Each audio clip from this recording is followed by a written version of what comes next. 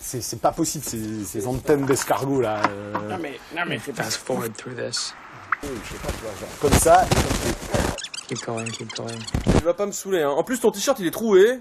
A minute and a half in. There.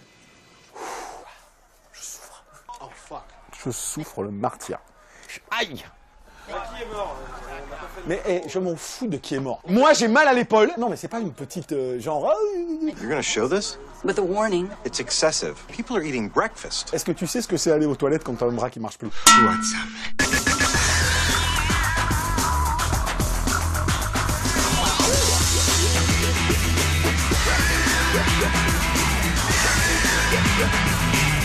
C'est là que quand je vois Jamel, des fois je me dis bah, ça va pas être facile tous les jours. Make my day. Je l'ai dit dès le départ, mais j'ai refusé de faire Interstellar, malgré les multiples demandes. Parce que les gens, s'ils m'envoient des messages sur Facebook, oh tu vas parler d'Interstellar, qu'est-ce que tu passes d'Interstellar? C'est de la merde. Voilà. Ouais. Can you try one more time without swearing? This is for TV. Ah putain, les sous-merdes que ça pareil. Tu crois que je suis tombé de bateau? Ah mais quand il y aura ça de nouveau, tu vois? Quand est-ce qu'un mec fera un grand film vulgos comme Scarface? Bonjour et bienvenue dans cet OP Frisson spécial. Don't push me, cause I'm close to the edge. I'm trying not to lose my head. Voilà. Parce que ce qui est important, c'est le It's like a jungle sometimes. It makes me wonder how I keep on going under. Yeah, no. Et ouais, ce mois-ci, pas de putasserie hollywoodienne à deux de QI que tout le monde conchit, mais que tout le monde va voir. Pas de masturbation hipster pour dandy de festival en manque d'indignation compassionnelle. Et bien sûr, pas de comédie française pour nous faire croire que le vivre ensemble s'apparente à une pub banania des années 50.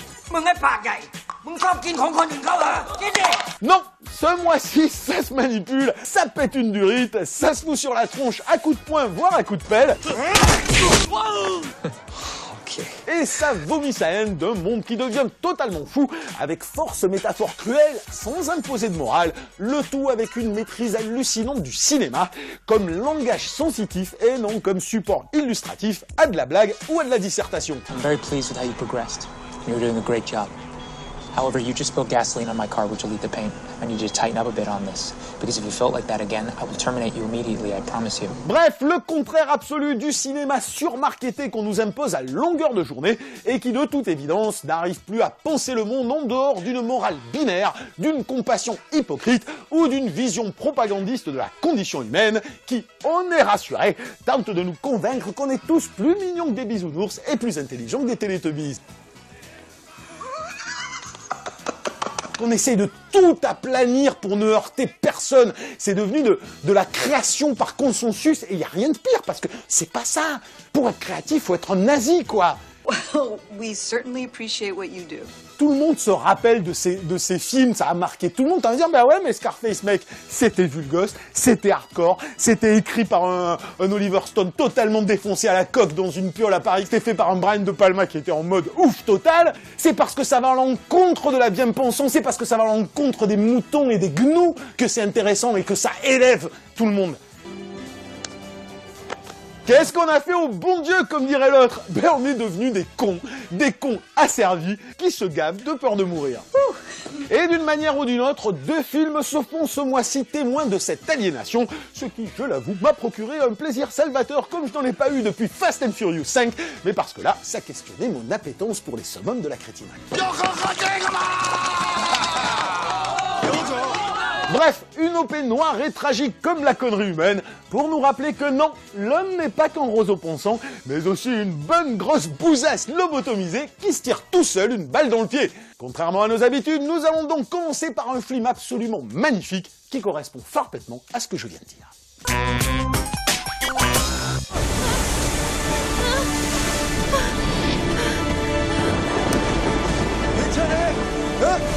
괜찮다고. 서! 아래 보지 말고.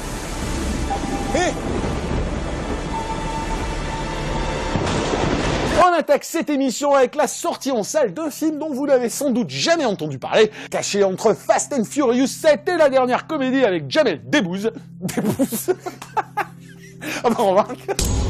Mais qui mériterait 1000 fois plus que ces deux nanars annoncés que vous courriez le voir au Cinoche. Je parle bien sûr de, je vais essayer, c'est pas gagné, Aemu, alias Seafog en anglais, alias Seafog les clandestins en français. Apparente indignation faite film sur le sort tragique des Bud People et la situation dramatique des pêcheurs sud-coréens qui, en temps normal, appuieraient mon aversion pour le compassionnel Cupid. Et si je vous dis qu'il s'agit du premier film de Song Bo-chim, scénariste de Memories of Murder, et qu'il est coécrit et produit par Bong Joon-ho, le réalisateur de Snowpiercer et de The Host, je suis sûr que de suite, votre regard s'illumine. Et pourtant, avec une lumière magnifique qui fantasme son contexte, des cadres qui pourraient sentir la pose concernée et une caméra portée comme signe fallacieux d'authenticité, le début du film pourrait faire craindre d'emblée le drame maritime au réquisitoire convenu, ce sempiternel cinéma du social qui prend la classe ouvrière comme terreau idéalisé d'une indignation bourgeoise et qui n'assume ses artifices que pour la portée symbolique qu'ils sont censés ajouter au jugement moral. Un peu à la manière du prétentieux Black Call que j'ai chroniqué il y a 2 émissions. Mais en réalité, il ne faut guère plus que quelques plans pour mesurer que l'on est aux antipodes de ce cynisme inavoué dans un autre cinéma, épique et sensitif à la fois, cruel et drôle en même temps, dont la dramaturgie somme toute classique est progressivement vérolée par un langage visuel qui se révèle d'une puissance symbolique, narrative et émotionnelle quasi inédite aujourd'hui. C'est là que c'est extrêmement fort, c'est plus le film avance, plus la mise en scène parle. Plus la mise en scène raconte, moins il a besoin de dialogue, moins il a besoin de tout ça. C'est un truc de malade, ce film. En 2 heures, le génial scénariste de Memories of Murder nous prouve dès son premier film, et en cela c'est une méga claque dans la gueule, qu'il est d'ores et déjà un très grand réalisateur.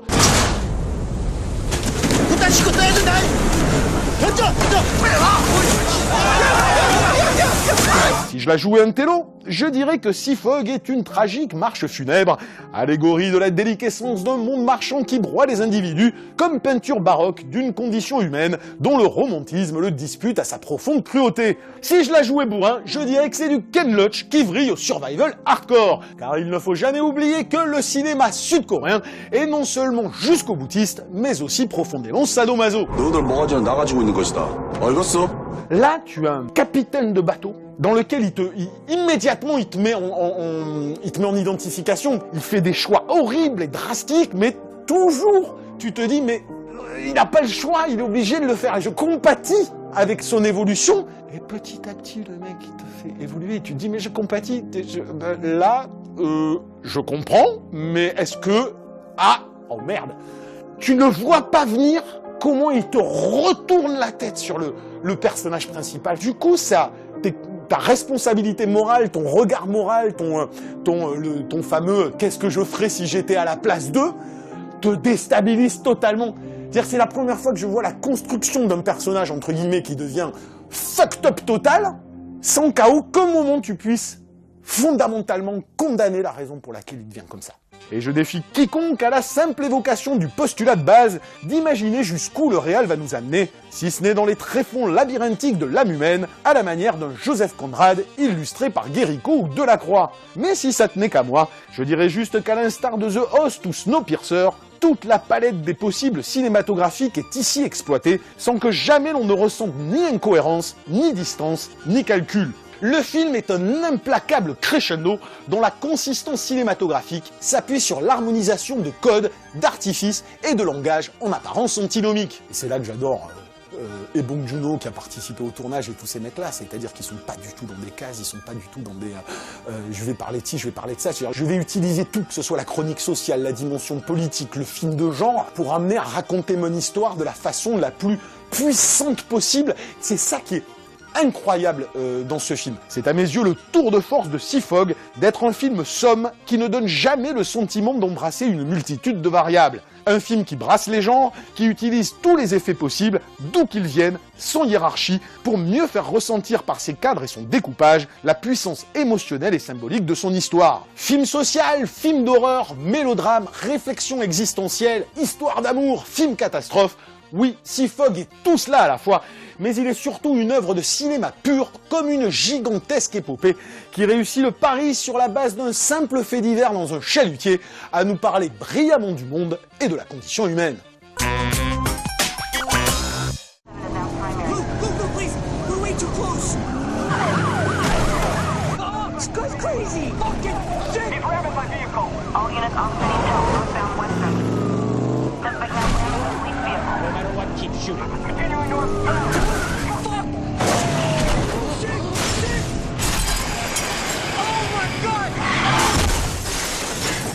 On continue cette émission avec un film qui aurait aimé à son tour être porté au pinacle comme peinture subversive d'un monde déliquescent, mais dont la réflexion somme toute primaire le condamne à n'être qu'une petite série B ludique et jouissive, mais c'est déjà pas mal. Very good.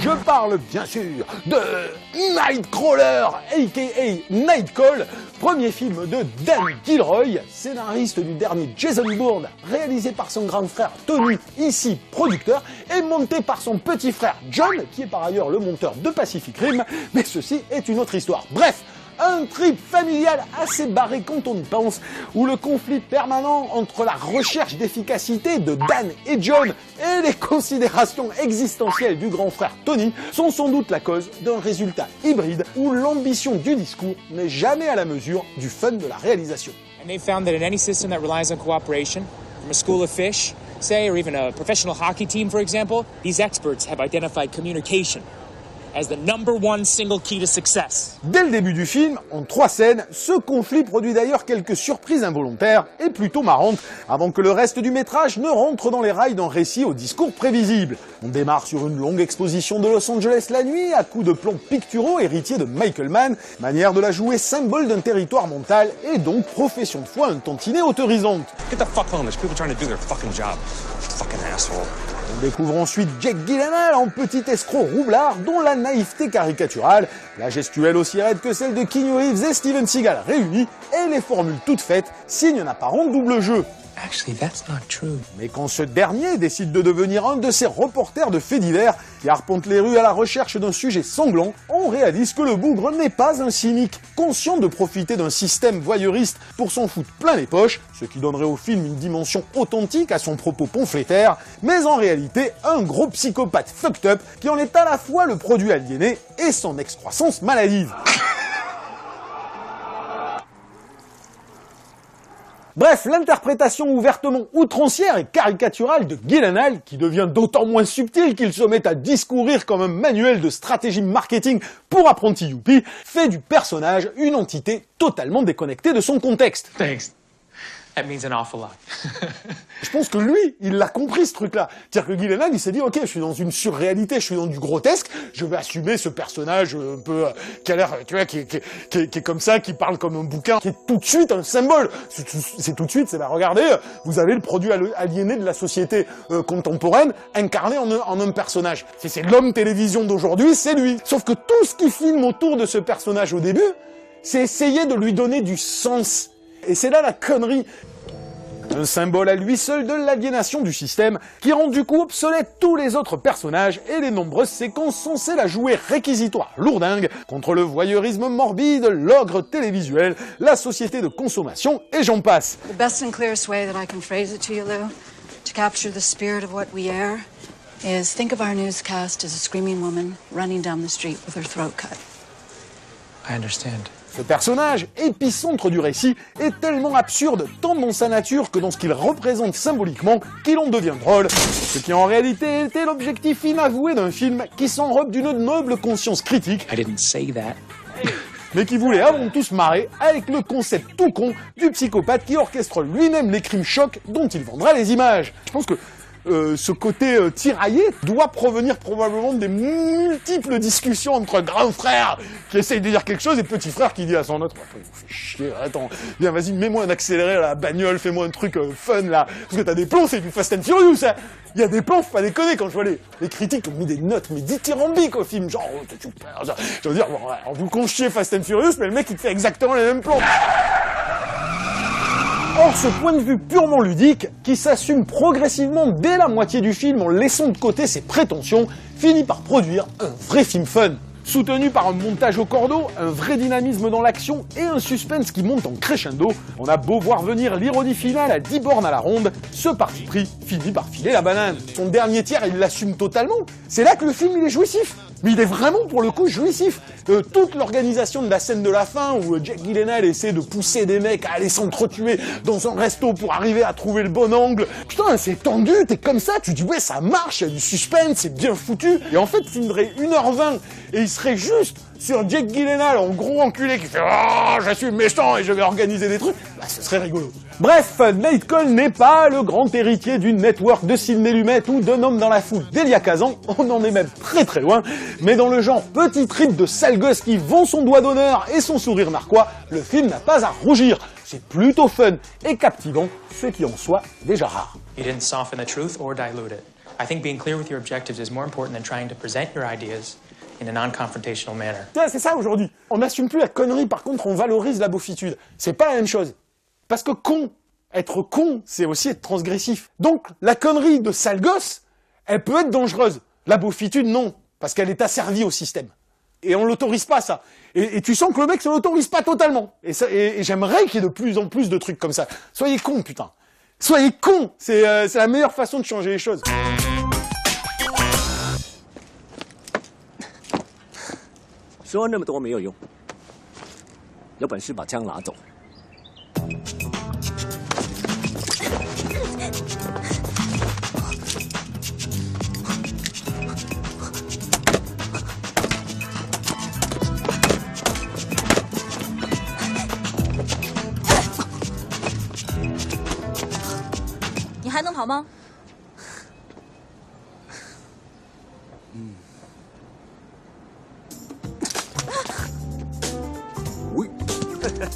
Pour finir, une petite pause, un moment de détente, un havre de paix cérébrale loin de tous ces films impétueux qui ont quelque chose à dire ou à raconter, une petite promenade champêtre qui sont bons la bouse et le crottin de cheval, dans le fat blockbuster made in Hong Kong avec la méga star Donnie Yen, dans le rôle très original du flic infiltré qui veut plus s'infiltrer parce qu'il devient comme les mecs qui s'infiltrent, mais qui reste infiltré quand même. Et puis après il pète la gueule à tout le monde. Ok, very good.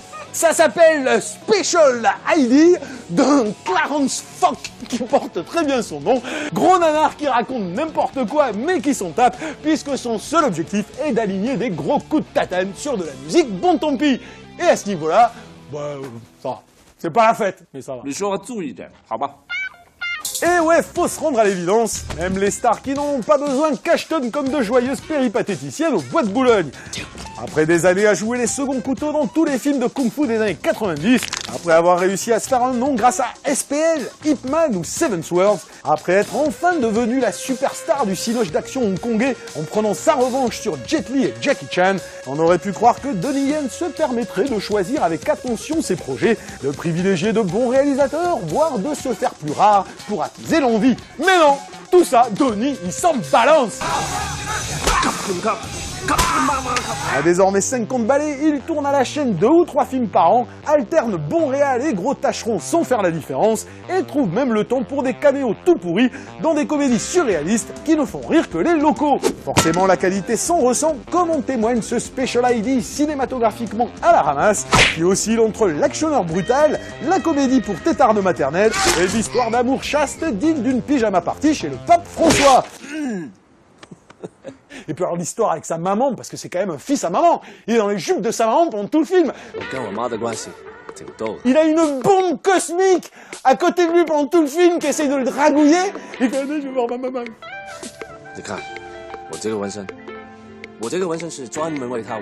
Puis évidemment à la fin on kidnappe sa maman. Alors là, monumentale. Et t'as la même scène que dans Steven Seagal, où il est à l'hôpital devant sa maman. Et puis il sort de l'hôpital, mais je vais leur péter la gueule! À part chez Steven et quelques Chuck Norris de bas niveau, difficile de trouver des persos aussi débiles, un scénar aussi hallucinant de nullité intergalactique. Et cerise sur le gâteau, parce que oui, il y a une cerise sur le gâteau, une musique aussi dévastatrice pour l'oreille humaine que la version instrumentale de Quand je t'aime de Demis Roussos. À ne pas confondre avec Quand tu m'aimes d'Herbert Léonard, qui est quand même légèrement au-dessus.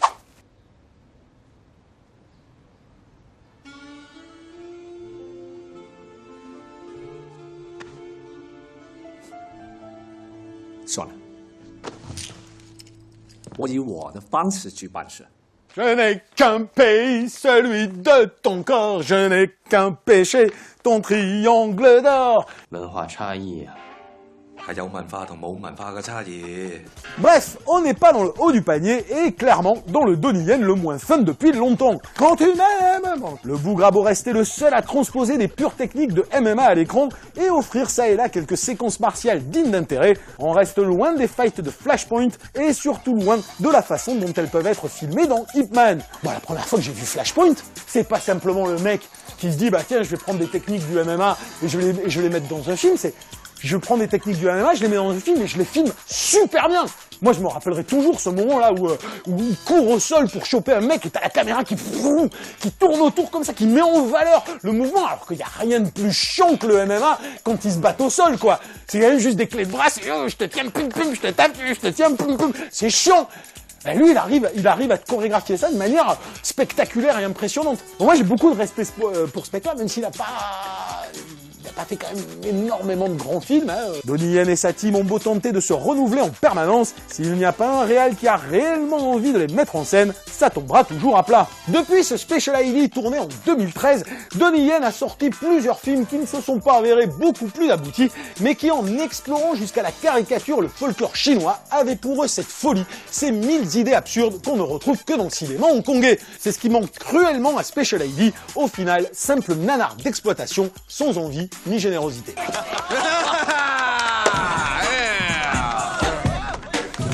Voilà, cette opération frisson spéciale Don't Push Me Cause I'm Close to the Edge est terminée. Je vous rappelle vite fait les films. Courez voir au cinéma Sea Fog les clandestins, produit par Bong Joon-ho, donc ça vaut vraiment le coup d'œil. Sinon, il y a Nightcall en DVD, comme une petite série B sympa que vous pouvez vous mater un samedi soir. Et le Donnie Yen, vous pouvez franchement vous en passer. Attendez plutôt qu'on chronique Iceman ou Le Roi Singe si jamais ça sort en DVD en France. Ah oui, non mais c'est imbitable, mais c'est drôle. Voilà, sur ce, rendez-vous le mois prochain. Je sais absolument pas ce qu'on va faire. Comme d'habitude, ce sera forcément une bonne surprise. Allez, ciao. Alors t'as vu que c'est un British Stallone, il va faire Expandables, la série télé là. Putain, c'est vraiment une fashionista de merde. C'est vraiment le mec, il vend son cul là. C'est pas possible quoi. Il a un succès, il vend son cul. Il était là, il refait ça et il est reparti, putain. Ah non mais c'est maladif, c'est névrotique quoi, c'est pas possible. Welcome to the future, brah.